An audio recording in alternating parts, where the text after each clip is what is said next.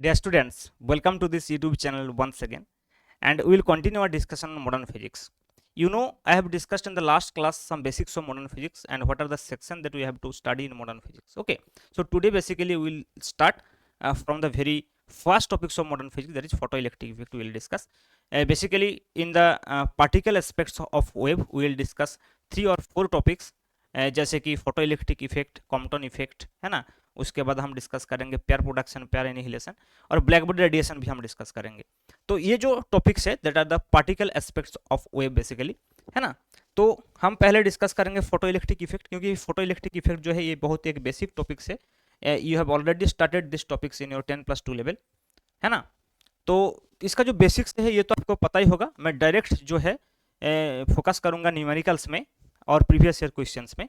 थोड़ा बहुत हम थ्योरी भी पढ़ लेंगे, लेकिन उतना डिटेल्स में पढ़ने का कोई जरूरत नहीं है, क्योंकि you have already studied this theory in your 10+2 level. Okay, so चलो हम बेसिकली डिस्कस करेंगे previous year question. You can see here I have taken the previous year questions.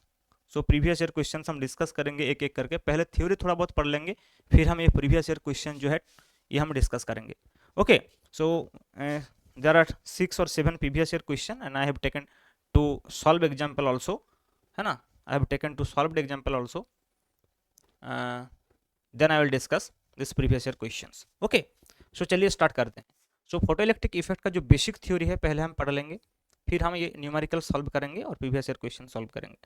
तो देखो फोटो इलेक्ट्रिक इफेक्ट बेसिकली है क्या। देखिए, पहले ये जानना बहुत जरूरी है कि हम फोटो इलेक्ट्रिक इफेक्ट को क्यों पढ़ते हैं, फोटो इलेक्ट्रिक इफेक्ट को हम क्यों पढ़ते हैं, और उसके बाद में हम फोटो इलेक्ट्रिक इफेक्ट का जो बेसिक्स थिंग्स है वो हम पढ़ेंगे, एंड देन डायरेक्ट हम न्यूमेरिकल सॉल्व करेंगे। ये हमारा गोल है।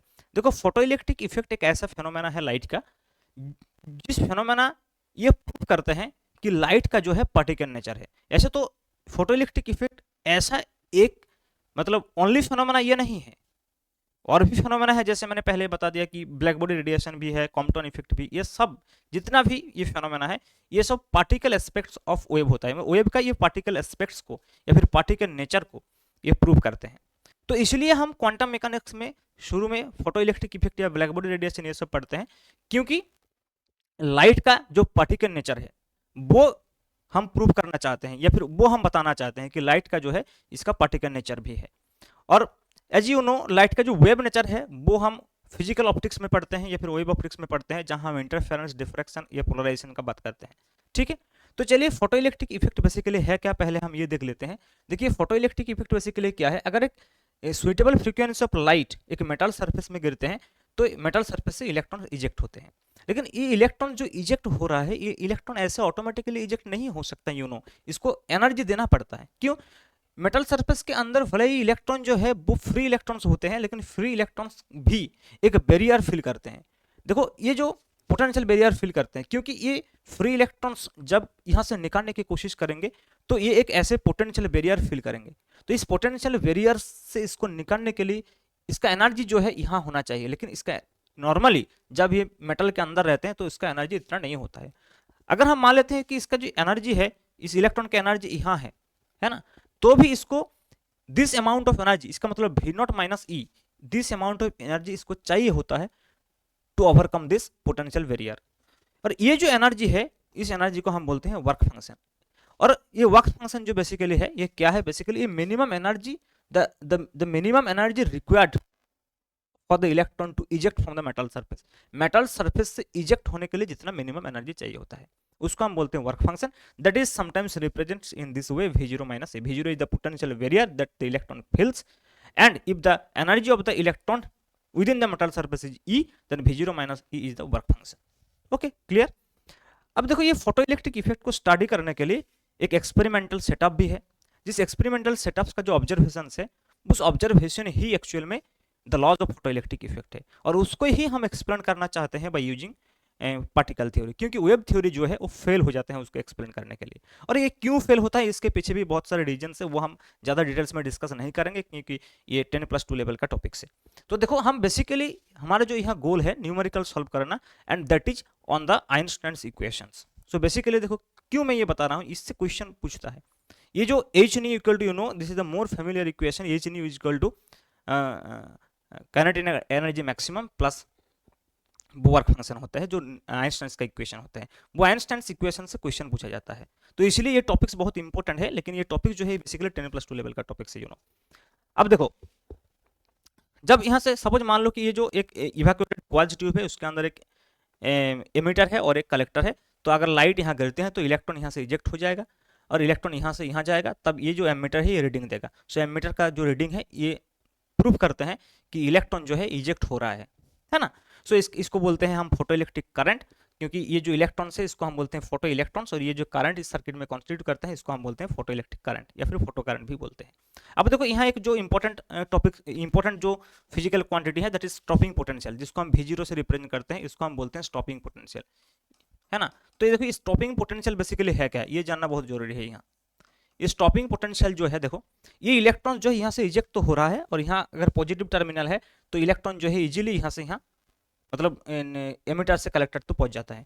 लेकिन अगर इसका जो पोलरिटी है इसको अगर हम चेंज कर देते हैं, मतलब इधर नेगेटिव कर देते हैं इधर पॉजिटिव कर देते हैं, तो क्या होगा, देखिए इलेक्ट्रॉन जो है ये एक नेगेटिव पोटेंशियल फील करेगा, तो ये रिपल्सिव फोर्स फील करेगा, तो इधर नहीं जाएगा। मतलब जो इलेक्ट्रॉन्स ये नेगेटिव या फिर ये रिपल्सिव फोर्स को ओवरकम करेगा वो पहुंचेगा, और जो नहीं कर पाएगा वो नहीं पहुंचेगा। लेकिन अगर हम ये नेगेटिव पोटेंशियल को और भी इंक्रीज करते हैं तो एक टाइम ऐसा आएगा जरूर जब एक भी इलेक्ट्रॉन यहाँ नहीं जाएगा, मतलब ये एमीटर का जो रीडिंग है ये 0 हो जाएगा। सो इन दैट केस इसको हम बोलते हैं stopping potential. Stopping potential basically क्या है, ये एक पोटेंशियल डिफरेंस है between emitter and collector due to which no electrons will be reach to the collector. इसका मतलब यहाँ फोटो इलेक्ट्रिक करंट जो है 0 हो जाएगा, और दैट पोटेंशियल को हम बोलते हैं स्टॉपिंग पोटेंशियल। अब देखो ये इलेक्ट्रॉन्स का जो मैक्सिमम काइनेटिक एनर्जी है वो भी स्टॉपिंग पोटेंशियल के द्वारा जो है वो ब्लॉक कर दिया जाएगा, क्योंकि देखो एक इलेक्ट्रॉन जो है उसका अगर पोटेंशियल मैक्सिमम भी है वो भी नहीं जा पाएगा यहाँ, तो और कोई इलेक्ट्रॉन नहीं जा पाएगा। इसका मतलब जो जिस इलेक्ट्रॉन का पोटेंशियल काइनेटिक एनर्जी मैक्सिमम है, इसका मतलब हाफ mv मैक्स स्क्वायर अगर हम बोलते हैं, तो ये मैक्सिमम काइनेटिक एनर्जी है। ये मैक्सिमम काइनेटिक एनर्जी भी मतलब जो जिस इलेक्ट्रॉन का काइनेटिक एनर्जी मैक्सिमम है वो भी अगर यहाँ नहीं पहुंच पाता है, तो इसका मतलब है ये जो एनर्जी है ये खत्म हो गया due to the work done against the stopping potential, and that is equal to EV0। So अगर half mv max square equal to EV0 हो जाता है तो क्या है, कोई भी एक भी इलेक्ट्रॉन यहाँ से यहाँ नहीं पहुंचेगा और फोटो इलेक्ट्रिक करंट 0 हो जाएगा, and corresponding that potential is called the stopping potential. ये जो है ये स्टॉपिंग पोटेंशियल के साथ साथ जो मैक्सिमम काइनेटिक एनर्जी है इसका रिलेशन है। तो ये भी बहुत इंपॉर्टेंट, ये basically work energy theorem you can see कि work done is equal to change in kinetic energy. यहाँ वर्क डन क्या है, EV0, और change in kinetic energy half mv square minus 0, है ना। तो ये बेसिकली वर्क एनर्जी थ्योरम है। अब देखो नेक्स्ट हम देखते हैं कि ये जो फोटो इलेक्ट्रिक इफेक्ट का मतलब इसका ऑब्जर्वेशन क्या है। पहले फर्स्ट ऑब्जर्वेशन ये होता है कि ये जो लाइट गिर रहा है ना, या फिर जो इंसिडेंट लाइट है, इसका एक सुइटेबल फ्रीक्वेंसी होना चाहिए। मतलब मान लो कि हम एक विजिबल लाइट यहाँ इंसिडेंट कर दिया है, विजिबल लाइट यहाँ इंसिडेंट हो रहा है, तो ये फोटो इलेक्ट्रिक इफेक्ट नहीं होगा। मतलब ये जो लाइट है इसका एक सुइटेबल फ्रीक्वेंसी होना चाहिए, है ना। तो वो जो सुइटेबल फ्रीक्वेंसी है, मतलब जिस फ्रीक्वेंसी के ग्रेटर फ्रीक्वेंसी अगर हो गया इंसिडेंट लाइट का, तब ये इलेक्ट्रॉन इजेक्ट होगा, अदरवाइज इलेक्ट्रॉन नहीं इजेक्ट होगा, and that frequency is called the threshold frequency. So existence of threshold frequency is बहुत इंपॉर्टेंट। यहाँ क्या है, existence of threshold frequency. Threshold frequency ये फर्स्ट ऑब्जर्वेशन है, थ्रेशोल्ड फ्रीक्वेंसी, जिसको हम न्यू 0 से रिप्रेजेंट करते हैं। ओके, इसको हम रिप्रेजेंट करते हैं न्यू 0 से। तो थ्रेशोल्ड फ्रीक्वेंसी बेसिकली क्या है, देखो ये जो इंसिडेंट लाइट है इसका एक सुइटेबल फ्रीक्वेंसी होता है, एक पर्टिकुलर फ्रीक्वेंसी होना ही चाहिए, उससे ऊपर अगर फ्रीक्वेंसी है, मतलब जो इंसिडेंट लाइट अगर हम मान लेते हैं कि इंसिडेंट लाइट जो है उसका फ्रीक्वेंसी न्यू है, तो न्यू जो है ये must be greater than equal to nu 0। Nu 0 जो है इसको हम बोलते हैं कि थ्रेशोल्ड फ्रीक्वेंसी। मतलब इंसिडेंट लाइट का जो फ्रीक्वेंसी है वो एक पर्टिकुलर फ्रीक्वेंसी से ज़्यादा होना चाहिए या फिर उसका इक्वल होना चाहिए, तभी फोटो इलेक्ट्रिक इफेक्ट स्टार्ट होगा, अदरवाइज नहीं होगा। तो इसको हम बोलते हैं कि थ्रेशोल्ड फ्रीक्वेंसी, है ना। सेकंड ऑब्जर्वेशन क्या है, सेकंड ऑब्जर्वेशन ये है कि जब लाइट इसके ऊपर गिर रहा है या फिर लाइट जब इंसिडेंट हो रहा है तो तुरंत ये फोटो इलेक्ट्रिक करंट जो है ये स्टार्ट हो जाएगा। इसका मतलब ये जो ejection of electron and incident of light, इसके बीच में कोई टाइम लग नहीं होगा। सो हम बोलते हैं कि ये जो है ये फेनोमेना जो है ये इंस्टेंटेनियस फेनोमेना है। ये क्या है, इंस्टेंटेनियस फेनोमेना है। ये फोटो इलेक्ट्रिक इफेक्ट जो है ये इंस्टेंटेनियस फेनोमेना है। अब देखते हैं कि ये जो फोटोइलेक्ट्रिक इफेक्ट है ये जो इंसिडेंट लाइट के इंटेंसिटी के ऊपर या फिर इंसिडेंट लाइट का काइनेटिक एनर्जी के ऊपर कैसे डिपेंड करते हैं। अगर हम इसका इंटेंसिटी ज़्यादा करते हैं तो हम देखते हैं कि इसका जो करंट है वो ज़्यादा हो जाएगा। सो इसका जो फोटो करंट अगर हम बोलते हैं तो फोटो करंट क्या होता है, देखो फोटो करंट जो है नंबर 3 जो ऑब्जर्वेशन है, जो फोटो इलेक्ट्रिक करंट या फिर हम अगर हम इसको सिंपली फोटो करंट बोलते हैं तो it is directly proportional to intensity. ये इंटेंसिटी के ऊपर डिपेंड करते हैं, इंटेंसिटी जितना ज़्यादा होगा देखते हैं कि फोटो करंट है जो है वो ज़्यादा होगा। लेकिन ये जो फोटो करंट है ये फोटो करंट काइनेटिक एनर्जी से डिपेंड नहीं करता है इंसिडेंट लाइट का। इंसिडेंट लाइट का जो एनर्जी है, एनर्जी ऑफ इंसिडेंट लाइट जो है इससे ये डिपेंड नहीं करते हैं। Energy of incident light, energy of incident light से ये डिपेंड नहीं करते हैं। ये भी एक इंपॉर्टेंट ऑब्जर्वेशन है। ये फोटो करंट जो है ये इंटेंसिटी के ऊपर डिपेंड करते हैं, लेकिन एनर्जी ऑफ इंसिडेंट लाइट मतलब एनर्जी ऑफ फोटोन, जो इंसिडेंट फोटोन है उसका या फिर इंसिडेंट लाइट ही हम पहले बोलते हैं, सो वो लाइट के इंसिडेंट लाइट का जो एनर्जी उसके ऊपर डिपेंड नहीं करता है।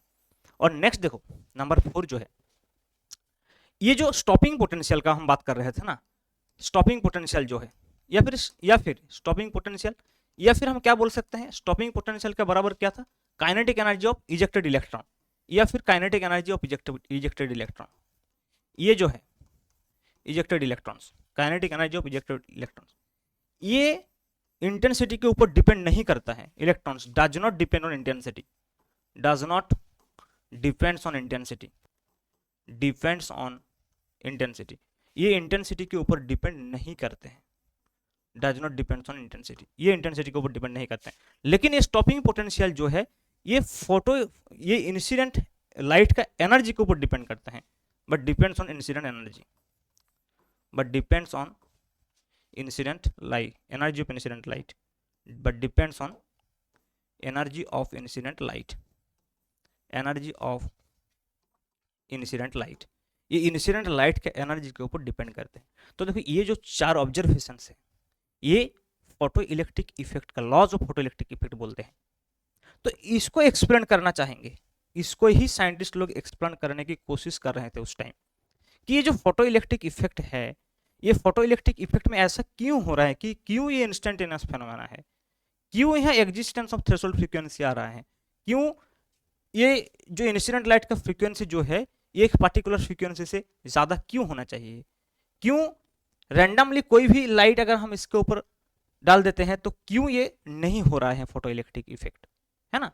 और जो 2 ऑब्जर्वेशन है जैसे कि ये जो फोटो इलेक्ट्रॉन्स है या फिर इजेक्टेड जो इलेक्ट्रॉन्स या फिर फोटो करंट जो है ये क्यों इंटेंसिटी के ऊपर डिपेंड कर रहा है, इंसिडेंट एनर्जी के ऊपर क्यों डिपेंड नहीं कर रहा है, ये स्टॉपिंग पोटेंशियल क्यों एनर्जी के ऊपर डिपेंड कर रहा है, क्यों ये इजेक्टेड इलेक्ट्रॉन्स के ऊपर डिपेंड नहीं कर रहा है।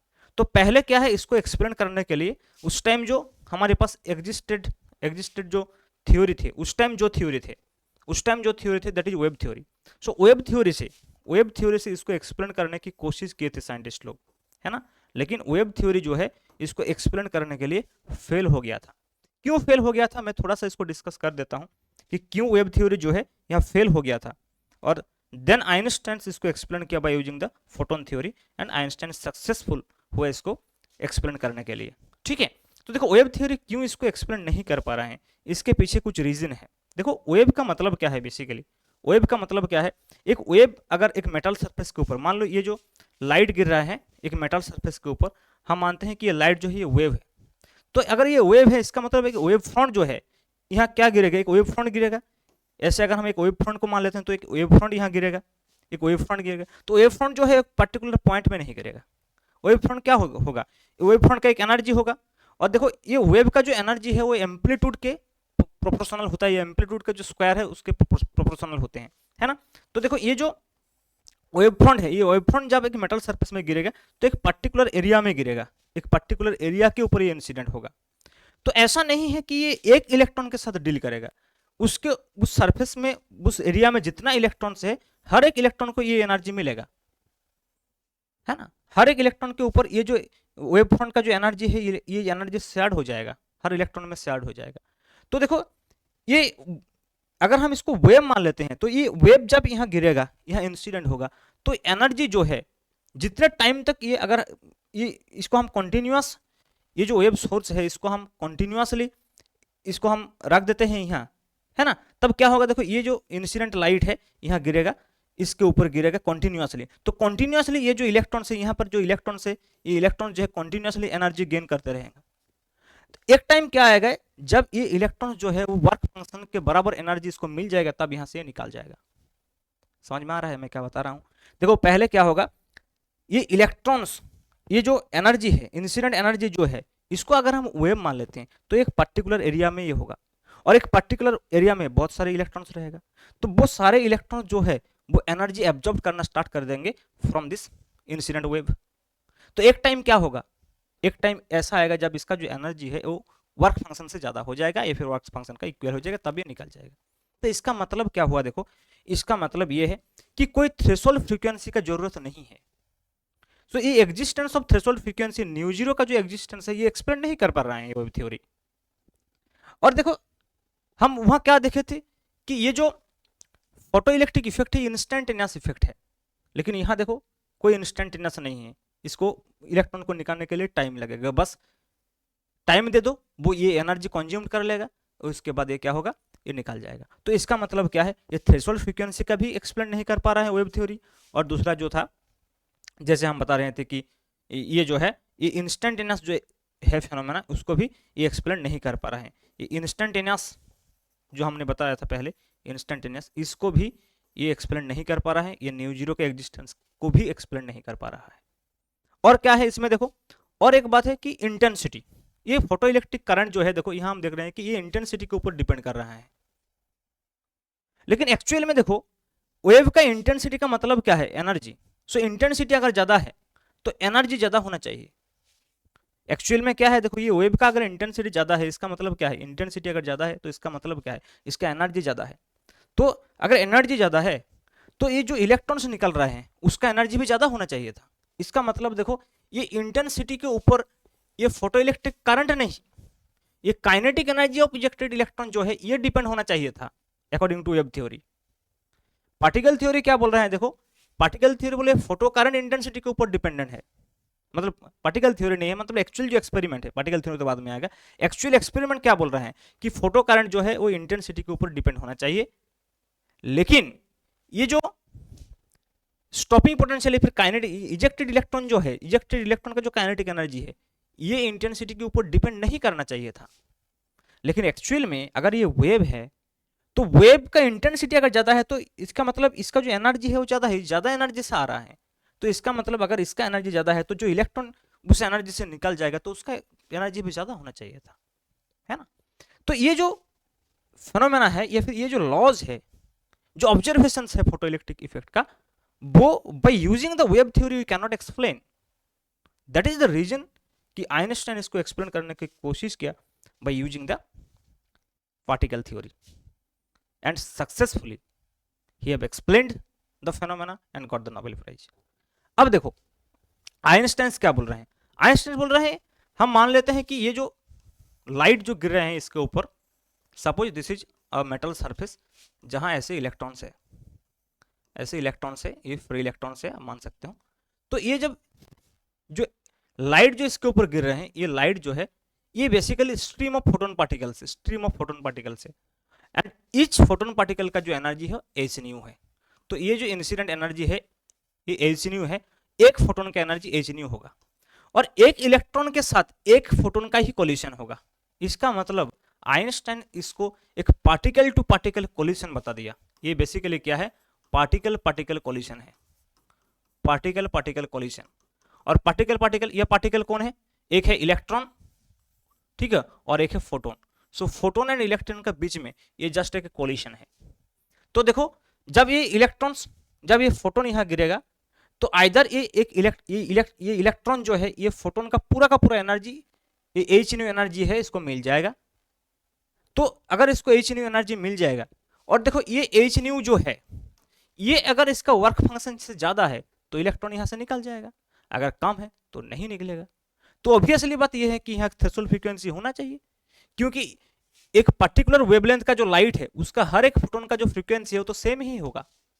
इसका मतलब अगर मान लो कि यहाँ जो वर्क फंक्शन है, ये वर्क फंक्शन से ये जो इंसिडेंट एनर्जी है मतलब एच न्यू जो है ये अगर लेस देन डब्ल्यू जीरो होता है तब क्या होगा, तब तो इजेक्शन ऑफ इलेक्ट्रॉन नहीं होगा। तो इसमें क्या होना चाहिए, देखिए एच न्यू जो है ये greater than equal to W zero होना चाहिए। सो न्यू जो है that is greater than equal to W zero upon h होना चाहिए, जिसको हम बोलते हैं न्यू जीरो, जिसको हम बोलते हैं न्यू जीरो, है ना। So W zero equal to हम लिख सकते हैं एच न्यू जीरो।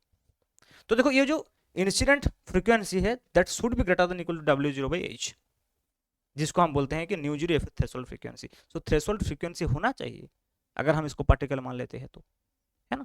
तो आइंस्टाइन एक इक्वेशन यहाँ एक इक्वेशन बनाया जिसको हम आइंस्टाइन का फोटोइलेक्ट्रिक इक्वेशन बोलते हैं।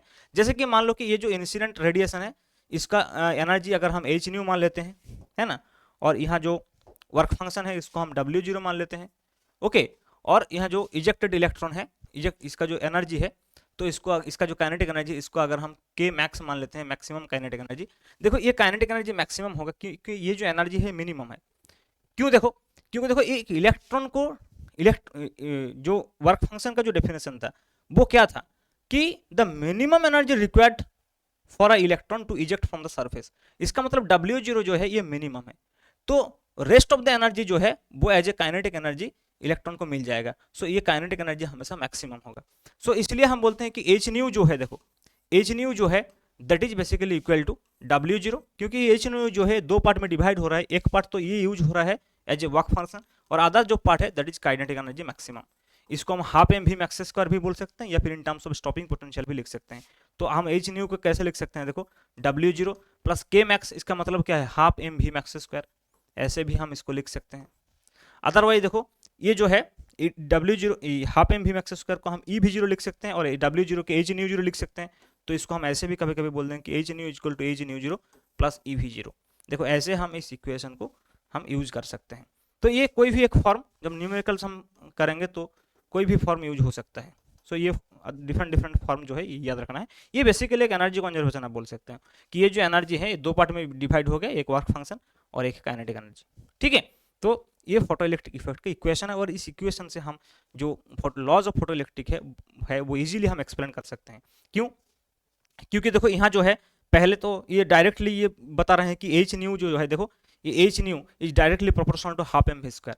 इसका मतलब क्या है, ये जो काइनेटिक एनर्जी जो है मतलब फोटो इलेक्ट्रॉन्स का जो काइनेटिक एनर्जी है that will directly depend on the incident frequency. So ये एनर्जी जो है ये काइनेटिक एनर्जी इंसिडेंट फ्रीक्वेंसी से डिपेंड कर रहा है। देखो डायरेक्टली ये इक्वेशन बता रहे हैं कि डायरेक्टली डिपेंड कर रहा है। अब देखो फोटो करंट जो है वो भी इंटेंसिटी के ऊपर डिपेंड करेगा। क्यों, देखो इंटेंसिटी का मतलब क्या है, अगर इंटेंसिटी ज्यादा है, देखो अगर इंटेंसिटी ज्यादा है इसका मतलब कहता है नंबर ऑफ फोटोन्स ज्यादा है। पार्टिकल थ्योरी क्या बोलता है, इंटेंसिटी ज्यादा है इसका मतलब क्या है, एक फोटोन का एनर्जी तो फिक्स्ड है एच न्यू, सो ज्यादा एनर्जी है इसका मतलब क्या है ज्यादा फोटोन्स है, सो नंबर ऑफ फोटोन्स ज्यादा होगा, एन ज्यादा होगा। अगर नंबर ऑफ फोटोन्स ज्यादा है तो यहाँ देखो the collision between photon and electron ये भी ज्यादा होगा, बहुत सारा इलेक्ट्रॉन से ये अगर बहुत ज्यादा फोटोन है सो बहुत सारे इलेक्ट्रॉन से ये कोलिशन करेगा तो बहुत सारा इलेक्ट्रॉन से यहाँ से निकालेगा, तो ज्यादा इलेक्ट्रॉन निकलेगा इसका मतलब क्या है, इसका मतलब करंट ज्यादा होगा, क्योंकि you know the relation of current and charge I equal to N E A V D, you know this relation. So अगर नंबर ऑफ इलेक्ट्रॉन्स ज़्यादा है तो करंट जो है वो ज़्यादा होगा, है ना। इसका मतलब देखो इंटेंसिटी अगर ज़्यादा है इसका मतलब number of electron ejected electron ज़्यादा होगा तो करंट ज़्यादा होगा। इसलिए करंट जो है वो इंटेंसिटी के ऊपर डिपेंड करते हैं फोटो करंट, और मैक्सिमम काइनेटिक एनर्जी जो है या फिर kinetic energy of photo electron जो है वो डिपेंड करता है फ्रीक्वेंसी के ऊपर। सो ये दो चीज़ जो है इजीली एक्सप्लेन हो गया।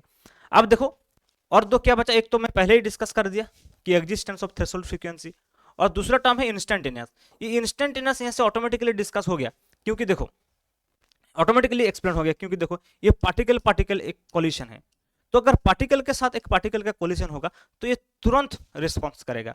ऐसा नहीं है कि ये फोटोन जो है इलेक्ट्रॉन के ऊपर गिरेगा उसके बाद ही रिस्पॉन्स करेगा। हम हमेशा ऐसे रियल लाइफ में भी देखते हैं कि जब दो पार्टिकल्स का कोलिशन होता है वो तुरंत क्या होता है, तुरंत रिस्पॉन्ड करते हैं, है ना। तो ये जो पार्टिकल पार्टिकल बोल दिया इसका मतलब ये तो इंस्टेंटेनियस होना ही था, और ये तो जो थ्रेशोल्ड फ्रीक्वेंसी ये भी एक्सप्लेन हो गया, काइनेटिक एनर्जी जो है ये फ्रीक्वेंसी के ऊपर डिपेंड करेगा ये भी एक्सप्लेन हो गया, और इंटेंसिटी और इसका करंट जो है फोटो करंट जो है वो इंटेंसिटी के ऊपर डिपेंड करेगा ये भी एक्सप्लेन हो गया। तो the laws of photo electric effect ये जो 4 लॉज था फिर 4 ऑब्जर्वेशन था वो इजीली एक्सप्लेन हो रहा है by using this theory, by using this equation you can say h nu equal to h nu zero plus e V zero. अब देखो इस इक्वेशन से न्यूमेरिकल्स करना पड़ेगा। सो उससे पहले मैं और भी एक दो चीज में बताना चाहूंगा, जैसे फॉर एग्जांपल कि इस इक्वेशन से हम एक ग्राफ बना सकते हैं। ये ग्राफ भी बहुत इंपॉर्टेंट है, एक्चुअली इसको मिलिकन एक्सपेरिमेंट भी बोलते हैं कभी कभी। जैसे देखो ये जो फॉर्मूला हमने लिखा था, क्या लिखा था, क्या इक्वेशन लिखा था, h nu equal to h nu zero plus e V zero, है ना। एच न्यू इक्वल टू देखो h nu zero plus e V zero. तो यहाँ से हम ई वी जीरो लिखते हैं, तो E V zero will be H nu minus H nu zero, है ना। अब देखो यहाँ से अगर हम वी जीरो वर्सेस न्यू का ग्राफ ड्रॉ करते हैं तो V zero will be equal to H by E into nu minus H by E into nu zero. So देखो ये basically Y is equal to M x plus C types graph है ना। If this is M and if this is x then this will be c, y is equal to M x plus c type, है ना। So if you draw the graph between V zero and nu, है ना, V zero and nu, then the graph will be something like this, है ना। क्योंकि देखो ये negative intercept है। अब देखो इसका जो ये इंपॉर्टेंट बात ये है कि इसका जो स्लोप है that is h by e. So if this angle is theta then you know from here कि ये tan थीटा जो होगा या फिर स्लोप जो होगा that will be basically H upon E. So यहाँ से भी कहेंगे, कभी कभी क्वेश्चन आता है इस ग्राफ से। अब देखो यहाँ से और भी दो चीज हम लोगों को पता चला कि इंटेंसिटी एंड स्टॉपिंग पोटेंशियल कैसे डिपेंड करते हैं, वो भी हम ग्राफिकली उसको हम रिप्रेजेंट कर सकते हैं। कि इंटेंसिटी जो है, देखो इंटेंसिटी जो है या फिर फोटो करंट हम बोल सकते हैं। देखो फोटो करंट जो है ये प्रूफ हो गया, ये एक्सप्लेन हो गया ऑलरेडी कि फोटो करंट जो है ये किसके ऊपर डिपेंड करते हैं। देखो photo current will depend on intensity, है ना। और स्टॉपिंग पोटेंशियल जो है, जब हम स्टॉपिंग पोटेंशियल का बात करेंगे तब हम मैक्सिमम काइनेटिक एनर्जी का भी बात करेंगे। स्टॉपिंग पोटेंशियल या फिर मैक्सिमम काइनेटिक एनर्जी केमैक्स, है ना। केमैक्स मतलब kinetic energy of photo electron, जो हमने पहले ऑलरेडी हमने एक इक्वेशन लिखा था कि half m v max square, है ना, half m v max square. इसका मतलब क्या है, बेसिकली ये है काइनेटिक एनर्जी मैक्सिमम केमैक्स, और ये बराबर हो जाता है ई वी जीरो का। सो इसलिए हम क्या बोलते हैं कि काइनेटिक एनर्जी और स्टॉपिंग पोटेंशियल ये दोनों इक्वल थिंग है, मतलब इक्वल है बेसिकली। मतलब मैथमेटिकली अगर हम देखें तो ये इक्वल है। कॉन्सेप्ट थोड़ा उल्टा है कि जिसका काइनेटिक एनर्जी मैक्सिमम होगा उसको रोकने के लिए ज़्यादा पोटेंशियल लगेगा, इसलिए काइनेटिक एनर्जी और स्टॉपिंग पोटेंशियल प्रोपोर्शनल है। तो जब हम स्टॉपिंग पोटेंशियल का बात करते हैं तब काइनेटिक एनर्जी मैक्सिमम का भी बात करते हैं, और ये जो है ये डिपेंड करता है फ्रीक्वेंसी के ऊपर। देखो ये इंटेंसिटी के ऊपर नहीं डिपेंड करता है, फ्रीक्वेंसी के ऊपर डिपेंड करते हैं। और ये जो चीज़ है इसको हम ग्राफिकली रिप्रेजेंट कर सकते हैं। देखो हम ग्राफिकली इसको कैसे रिप्रेजेंट करेंगे, एक आई वर्सेस भी ग्राफ ड्रॉ करते हैं, आई वर्सेस भी, ओके। तो इफ दिस इज आई मतलब करंट और इधर हो जाएगा वी, है ना, वी पोटेंशियल। अब देखो आई वर्सेस वी का जो ग्राफ है वो ग्राफ ऐसे होता है, ये एक एक्सपेरिमेंटल ग्राफ है। तो ये ग्राफ का मतलब क्या है, देखो ये देखो पोटेंशियल अगर पॉजिटिव पोटेंशियल है, मतलब पोटेंशियल अगर इंक्रीज करते हैं हम इधर देखो तो करंट जो है ज्यादा होगा, एक टाइम क्या हो गया सेचुरेशन होगा। सेचुरेशन का मतलब क्या है, सारा जो फोटो इलेक्ट्रॉन्स है वो निकल गया, है ना, सारा फोटो इलेक्ट्रॉन्स जो है वो निकल गया। देखो ये होगा, मतलब देखो जो डायग्राम था ना, यहाँ देखो जो एक्सपेरिमेंटल डायग्राम था वो मैं दिखाता हूँ पहले, फिर आपको पता चलेगा। देखो ये जो एक्सपेरिमेंटल डायग्राम था, ये जो पोटेंशियल है ये भी जीरो, और ये जो करंट है यहाँ से हम करंट नाप सकते हैं। तो ये अगर हम रीडिंग लेंगे आई एंड भी का, फिर अगर हम ग्राफ बनाते हैं तो ग्राफ जो मैंने अभी ड्रॉ किया था वो ग्राफ ऐसा होगा। अब देखो जब ये पोटेंशियल इंक्रीज होगा, पॉजिटिव पोटेंशियल अगर इंक्रीज है मतलब इधर पॉजिटिव है इधर नेगेटिव है, तो पॉजिटिव पोटेंशियल अगर ज्यादा होगा तो ये इलेक्ट्रॉन जो है इजीली इधर जाएगा तो करंट ज्यादा होगा। लेकिन एक टाइम ऐसा भी आएगा कि सारा का सारा जो इलेक्ट्रॉन है सब निकल जाएगा, तब सेचुरेटेड हो जाएगा। तो इसलिए वो ग्राफ जो है एक टाइम सेचुरेटेड हो रहा है। देखो मैं ग्राफ अभी ड्रॉ किया था यहाँ, है ना,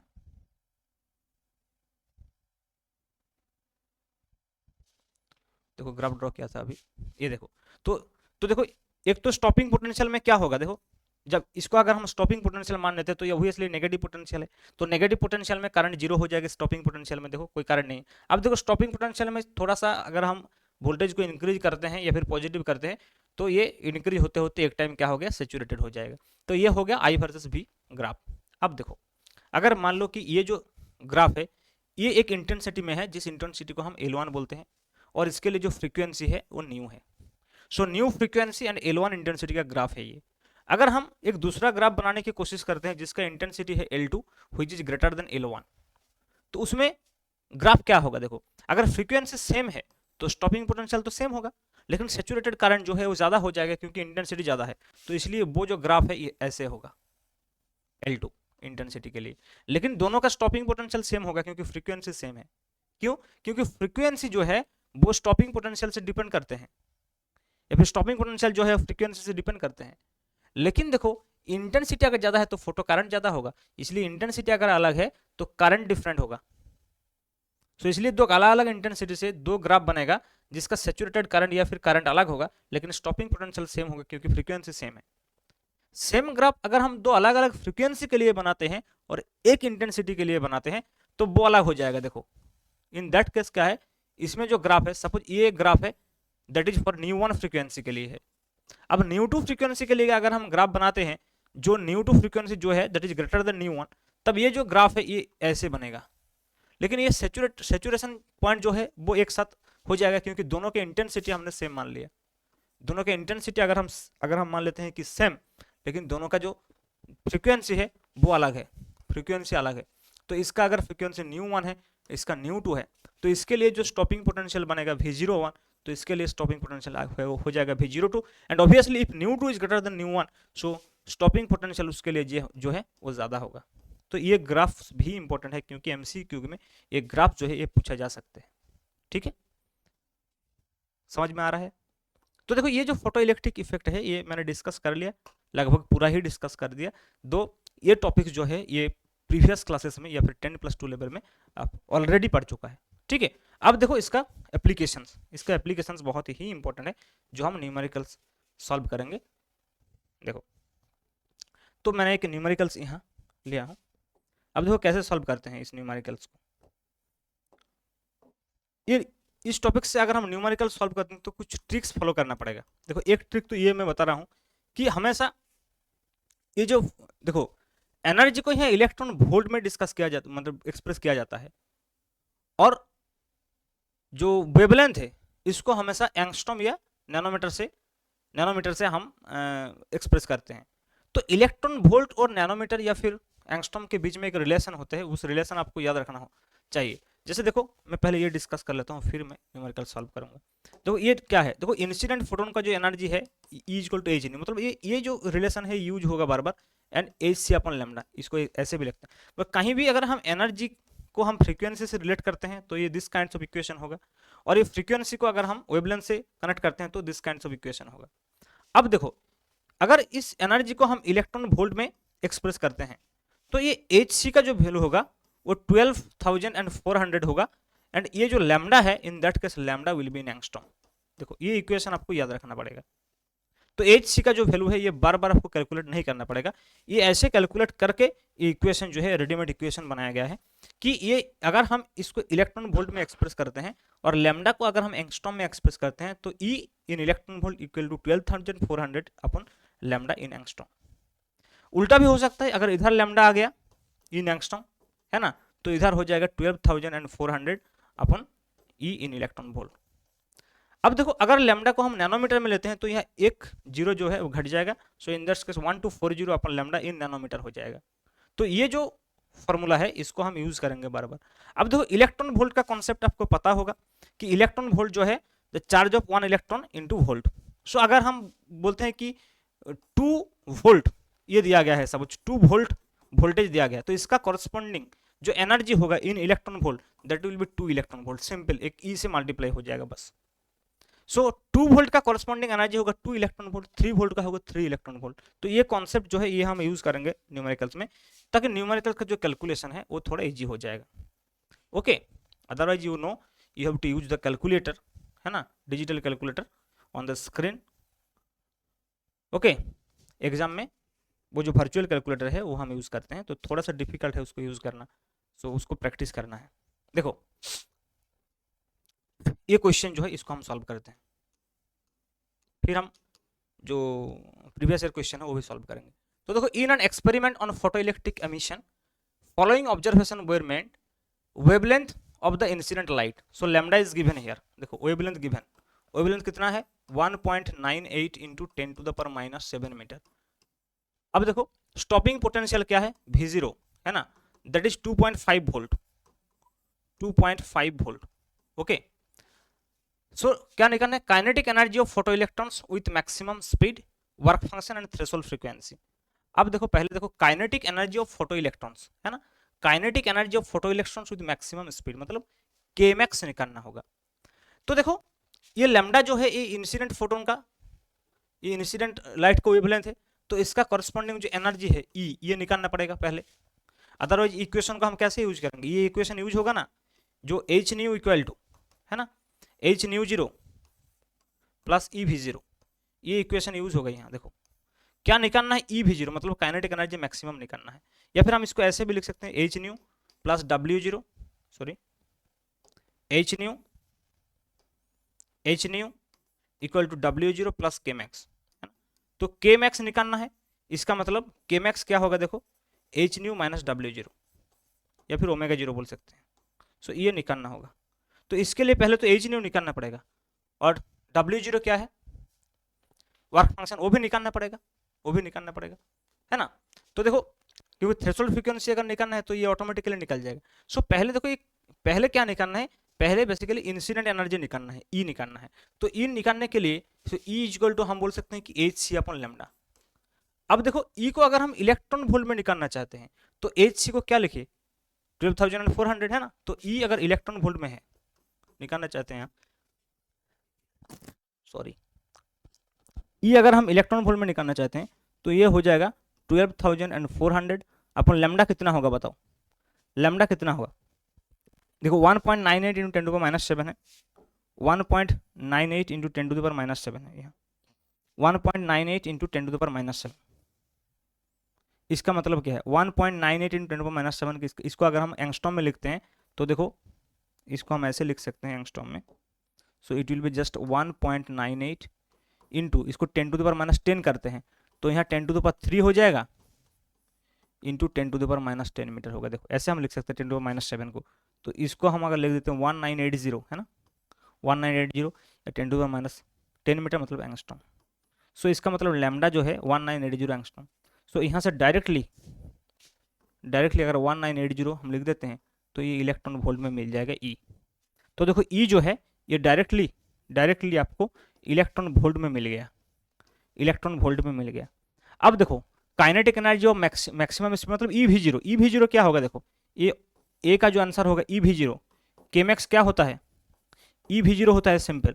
अब देखो वी जीरो गिवन 2.5 वोल्ट, इसका मतलब के मैक्स क्या होगा 2 इलेक्ट्रॉन वोल्ट, में पहले बता दिया। तो के मैक्स तो 2 इलेक्ट्रॉन वोल्ट, तो के मैक्स अगर 2 इलेक्ट्रॉन वोल्ट है, देखो के मैक्स तो मिल गया 2 इलेक्ट्रॉन वोल्ट डायरेक्टली, तो अब क्या निकालना है वर्क फंक्शन। तो वर्क फंक्शन मतलब यहाँ से डब्ल्यू जीरो निकल सकते हैं, तो वर्क फंक्शन कैसे निकलेगा, देखो ये डायरेक्टली निकल जाएगा यहाँ से, फिर भी मैं लिखता हूँ इधर प्रेस करके। ओके अब देखो ये जो इक्वेशन था that is incident equal to h nu equal to W zero plus K max, है ना।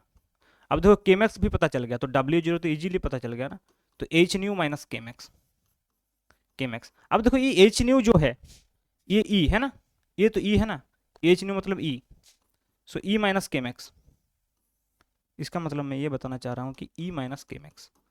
अब देखो ई तो इलेक्ट्रॉन वोल्ट में ऑलरेडी हमारे पास है, तो अगर हम ई को इलेक्ट्रॉन वोल्ट में लिखते हैं तो 12400 अपॉन 1980 माइनस देखो के मैक्स कितना है 2 इलेक्ट्रॉन वोल्ट, 2 इलेक्ट्रॉन वोल्ट, इसका मतलब वर्क फंक्शन जो है वो भी इलेक्ट्रॉन वोल्ट में डायरेक्टली आ जाएगा।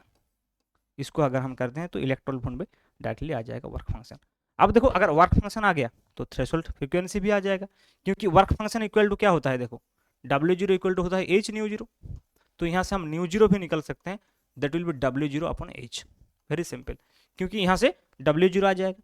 अब देखो ये डब्ल्यू जीरो यहाँ से इलेक्ट्रॉन वोल्ट में आएगा, तो इलेक्ट्रॉन वोल्ट अगर न्यू जीरो निकालना है इन हर्ज तो डब्ल्यू जीरो को क्या करना है जूल में कन्वर्ट करना है। तो जूल में अगर हम कन्वर्ट करना चाहते हैं तो क्या करने पड़ेगा, इसको अगर हम जूल में कन्वर्ट करना चाहते हैं तो इसको क्या करना पड़ेगा, देखो 1 2 मैं कैलकुलेशन नहीं कर रहा हूँ, आप कैलकुलेशन कर लेना, 1980 माइनस 2 इंटू क्या होगा देखो 1.6 इंटू 10 टू द पावर -19, ये डायरेक्ट जूल में आ जाएगा। 1.6 इंटू 10 टू द पावर -19 से अगर हम मल्टीप्लाई करते हैं तो ये जूल में आ जाएगा, तो ये डब्ल्यू जीरो या फिर ओमेगा जीरो जूल में हो जाएगा, अपन एच का वैल्यू 6.6 इंटू 10⁻34, तो यहाँ से न्यू जीरो जो है वो हार्ज में आ जाएगा है? ऐसे हम इसको निकाल सकते हैं। देखो तो ये जो ट्रिक है, इस ट्रिक को अगर हम यूज करते हैं तो कैलकुलेशन जो है थोड़ा सा इजी होगा, है ना। सो इलेक्ट्रॉन वोल्ट और एंगस्ट्रॉम के बीच में ये रिलेशन हम हमेशा यूज करेंगे यहाँ, ठीक है। सो नेक्स्ट क्वेश्चन देखते हैं। चलो देखो ये है नेक्स्ट क्वेश्चन, क्या बोल रहे हैं कि अ metallic surface is irradiated with monochromatic light of variable wavelength above a wavelength of 5000 angstrom. No photoelectrons are emitted from the surface. With an unknown wavelength, stopping potential of 3 volt is necessary to eliminate the photocurrent. Find the unknown wavelength. तो unknown wavelength को निकालना है। तो देखो पहले क्या बोले, a metallic surface is irradiated with monochromatic light of variable wavelength above a wavelength of 5000 angstrom. इसका मतलब लैम्डा जीरो जो है that is 5000 angstrom, and corresponding to this we can find out the work function है, क्योंकि इसके corresponding जो frequency होगा that is mu zero होगा। तो यहाँ से अगर हम ई जीरो मतलब डब्ल्यू जीरो निकालते हैं, यहाँ से अगर हम डब्ल्यू जीरो निकालते हैं तो डब्ल्यू जीरो क्या हो जाएगा, देखो एच न्यू जीरो, और h nu zero means h सी अपॉन लैम्डा जीरो। अब देखो ये डब्ल्यू जीरो का अगर हम इलेक्ट्रॉन वोल्ट में चाहते हैं तो इसको 12400 लिखेंगे, और लैम्डा जीरो तो गिवन है 5000 एंगस्ट्रॉम। सो इसको अगर हम 5000 ऐसे लिख देते हैं तो ये इलेक्ट्रॉन वोल्ट में आ जाएगा डायरेक्टली, तो ये इलेक्ट्रॉन वोल्ट में आ जाएगा, देखो है ना। उसके बाद देखो no photo electrons are emitted from the surface, इसके ऊपर with an unknown wavelength stopping potential of 3 volt. तो स्टॉपिंग पोटेंशियल 3 वोल्ट इसका मतलब क्या है, V zero is equal to 3 volt, 3 volt. इसका मतलब देखो के मैक्स जो होगा, के मैक्स यहाँ से डायरेक्ट निकल जाएगा, that is E V zero. इसका मतलब क्या होगा 3 इलेक्ट्रॉन वोल्ट। सो देखो ये भी इलेक्ट्रॉन वोल्ट में आ गया, ये भी इलेक्ट्रॉन वोल्ट में आ गया। अब देखो क्या निकालना है, फाइंड द अननोन वेवलेंथ निकालना है।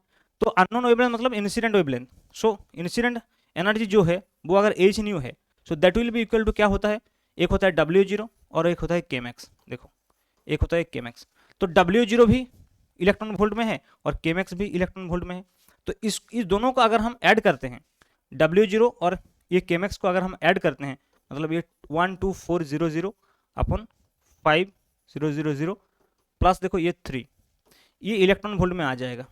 और ये एच न्यू को हम लिख सकते हैं एच सी अपॉन लैम्डा। तो सपोज मान लो कि ये जो है ये एक्स इलेक्ट्रॉन वोल्ट आ जाएगा, सपोज ये एक्स इलेक्ट्रॉन वोल्ट आ जाएगा, कैलकुलेट कर लेना।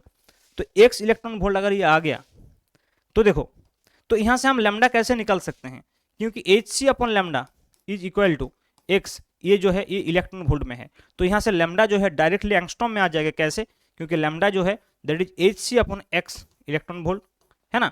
तो देखो ये एंगस्ट्रॉम में आ जाएगा, तो एच सी का हम कितना लिखेंगे 12400 अपॉन एक्स। अगर इसको हम इलेक्ट्रॉन वोल्ट में लिखेंगे तो लैम्डा जो है ये एंगस्ट्रॉम में आ जाएगा, समझ में आया। सो डायरेक्ट लैम्डा जो है ये एंगस्ट्रॉम में आ जाएगा। तो देखो यहाँ जो काइनेटिक यहाँ जो मतलब हाँ ये कैलकुलेशन कर लेना, बस ये एक्स आ जाएगा। तो यहाँ हम लिख सकते हैं ऐसे डायरेक्टली। तो यहाँ से हम एंगस्ट्रॉम में लैम्डा जो है डायरेक्टली निकाल सकते हैं ऐसे बाय यूजिंग दिस। सो ये इसलिए मैं बता रहा हूँ बार बार कि ये यूज़ करना है, ये बहुत ही ये यूजफुल टूल है यहाँ प्रॉब्लम सॉल्व करने के लिए, ठीक है। तो ऐसे हम निकल सकते हैं। यहाँ फाइंड द अननोन वेवलेंथ, इसका मतलब है जो इंसिडेंट वेवलेंथ है ना। तो इंसिडेंट फ्रीक्वेंसी अगर न्यू है तो इंसिडेंट वेवलेंथ लैम्डा है। I think you have understand this. Okay, now solve the next question also. Next question, so next question क्या है, देखो कि illuminating the surface of a certain metal alternately with light of wavelength lambda 1 is equal to, या nanometer में दिया है या फिर मिलीमीटर लिखा है, मिलीमीटर तो नहीं होगा, नैनोमीटर होगा ये, जो भी लैम्डा 1 इज इक्वल टू देखो 0.35 नैनोमीटर, एंड लैम्डा 2 जो है that is suppose 0.54 nanometer. Okay, ये दोनों लैम्डा गिवन है। It was found that corresponding maximum velocities of photoelectrons have a ratio equal to 2। तो मैक्सिमम वेलोसिटी मतलब इसका अगर मैक्सिमम वेलोसिटी v1 मैक्स है ना, और इसका जो maximum velocity suppose v2 max, ये दोनों मैक्सिमम वेलोसिटी का रेशियो गिवन है दैट इज इक्वल टू 2, है ना। अब देखो अब क्या निकालना है, यहाँ से वर्क फंक्शन निकालना है ऑफ द मेटल, क्योंकि ये सेम मेटल है। तो देखो ये दो फ्रीक्वेंसी से दो इक्वेशन बनेगा, क्योंकि ये जो लैम्डा है ये इंसिडेंट है। अब देखो इसको अगर हम नैनोमीटर में लिखते हैं तो वो तो आपको पता होगा कि ये कितना होगा। तो देखो वो इक्वेशन हम यहाँ भी यूज करेंगे ना। तो देखो इंसिडेंट, पहले आइंस्टाइन का जो इक्वेशन है वो लिखते हैं that is incident energy that is h nu. So h nu क्या होता है, h nu is equal to हो जाता है W0 प्लस ई भी जीरो या फिर के मैक्स, या फिर के मैक्स हम लिख सकते हैं, के मैक्स, के मैक्स। अब देखो सो W0 कितना होगा बताओ, या फिर ऐसे हम लिखते हैं, so h c by lambda one, ये हो जाएगा देखो h c by lambda one equal to W0 plus K max, मतलब क्या है हाफ एम V1 मैक्स, है ना, इसका स्क्वायर, V1 मैक्स का स्क्वायर हो जाएगा। सिमिलरली और भी एक इक्वेशन, अच्छा यहाँ से हम direct half M V1 max ऐसे लिखते हैं, इसका जो स्क्वायर होगा वो हम लिख सकते हैं कि एच सी upon lambda one minus W0, देखो ये लिख सकते हैं, दिस इज और इक्वेशन नंबर 1 सपोज। और भी एक इक्वेशन बनेगा यहाँ से, तो half M V2 max square हो जाएगा इन दैट केस। तो एक इक्वेशन क्या हुआ देखो, एक इक्वेशन हो गया हाफ एम V1 मैक्स, है ना, स्क्वायर इक्वल टू क्या था, इक्वल टू जो था देखो एच सी upon lambda one minus W0, है ना, एच सी upon lambda one minus W0। और सेकंड इक्वेशन हम इसको लिख सकते हैं हाफ एम V2 मैक्स, है ना, square equal to H C upon lambda two minus omega 0। अब देखो दिस इज और equation number 1 and this is और equation number 2 and we have to find out W0 या फिर ओमेगा 0। इसको divide करते हैं देखो, तो लेफ्ट साइड में क्या हो जाएगा V1 max upon V2 max, इसका होल स्क्वायर हो जाएगा, इक्वल टू जो होगा देखो ये क्या होगा बताओ, एच सी upon lambda one minus W0 upon h सी upon lambda two minus W0। Clear. अब देखो ये V1 अपॉन V2 ये 2 गिवन था, so that will be equal to 4, that will be equal to 4, है ना। तो यहाँ से हम W0 निकल सकते हैं, अगर हम क्रॉस मल्टीप्लाई करते हैं इसको तो क्या होगा देखो 4 इंटू, है ना, h C upon lambda two minus 4W0 equal to हो जाएगा एच सी upon lambda one minus W0। Okay, तो इसको उधर ले जाते हैं तो ये 3 हो जाएगा, सो 3 ओमेगा 0 इक्वल टू इधर आया है 4 इंटू देखो 4HC, अगर हम कॉमन ले लेते हैं तो ये 1 by lambda two minus 1 by lambda, देखो from this equation you can find out omega 0, क्योंकि लेमडा 1 लेमडा 2 भी गिवन है तो इसको लिख देना यहाँ। अगर इसको हम देखो ये अगर नैनोमीटर में है तो HC को हम 1240 लिख सकते हैं, तो ये W0 जो है डायरेक्ट इलेक्ट्रॉन वोल्ट में आ जाएगा, है ना, क्योंकि HC by lambda one and HC by lambda to यह है और लेमडा 1 लेमडा 2 गिवन है प्रॉब्लम में, तो यहाँ से ओमेगा 0 निकल जाएगा। सो ऐसे हम ये फोटो इलेक्ट्रिक इक्वेशंस या फिर आइंस्टाइन इक्वेशन को यूज करके न्यूमेरिकल्स को सॉल्व कर सकते हैं डिफरेंट तरीके से। Okay, so this is all about photo electric effect, you know. अब क्या करना है, प्रीवियस ईयर क्वेश्चन सॉल्व करना है, तो ये मैं नेक्स्ट क्लास में डिस्कस करूंगा, इसके लिए एक अलग सेशन लूंगा जहां हम ये प्रीवियस ईयर क्वेश्चन जो है ये हम डिस्कस करेंगे। ओके, सो नेक्स्ट क्लास में हम डिस्कस करेंगे, अदरवाइज ये वीडियो जो है बहुत लंबा हो जाएगा। सो देखो ये जो डिफरेंट प्रॉब्लम्स है ये मैंने ऑलरेडी इसको प्रीवियस ईयर क्वेश्चन से उठा लिया, है ना, 2013 में है, फिर 2016 में है, दिस क्वेश्चन 2023 में है ना। सो ये क्वेश्चन हम नेक्स्ट क्लास में हम डिस्कस करेंगे, एक वीडियो में हम ये प्रीवियस ईयर क्वेश्चन जो है ये मैं डिस्कस कर दूंगा। Okay, so for today thank you. Okay.